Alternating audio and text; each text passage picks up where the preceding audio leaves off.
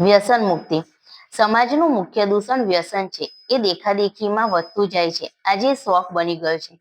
જ્યારે કોઈ વ્યક્તિને વ્યસન મુક્ત બનવાની વાત કરો ને ત્યારે વ્યક્તિ એવું કહે છે, અમે સાંભળ્યું પણ છે, કે કહેશે આ ના છૂટે, દિવસ ન જાય, મારે તો જોઈએ જ, બીમાર થઈ જવાય. અરે કેટલા જવાબો, પણ સમજતા નથી કે વ્યસન એટલે વ્યર્થ આર્થિક નુકસાન.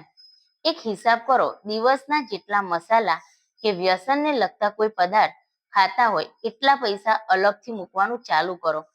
આ બાજુ જેટલાની વસ્તુની ખરીદી કરો છો, બીજી બાજુ એટલા જ રૂપિયા મૂકો. બહુ નહીં, 1 મહિના સુધી આમ કરી જુઓ. 1 મહિના પછી એ રકમને ગણો. શું ખોવો છો, કેટલું ખોવો છો, 1 વર્ષનો હિસાબ કરો અને ગણો.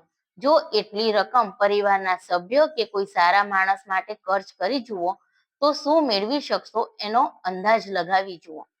વિચારી તો જુઓ એકવાર. હું એક વાત પૂછું છું, જ્યારે પરિવારમાંથી કે પ્રિય વ્યક્તિ મૃત્યુ પામે છે ત્યારે એ છૂટે છે કે નથી છૂટતું? એ કુદરતનો ન્યાય સ્વીકારીએ છે, એ છૂટી જ જાય છે. એ વ્યક્તિ ટેવ નથી કે આદત નથી, જીવન સાથે વણાયેલી લાગણીઓ છે, જેનું ફળ યાદોમાં રહી જાય છે. જો વ્યક્તિ છૂટી જાય છે તો વ્યસન કેમ ન છૂટી શકે? વ્યસનને તમે પકડ્યું છે, વ્યસને તમને નથી પકડ્યા.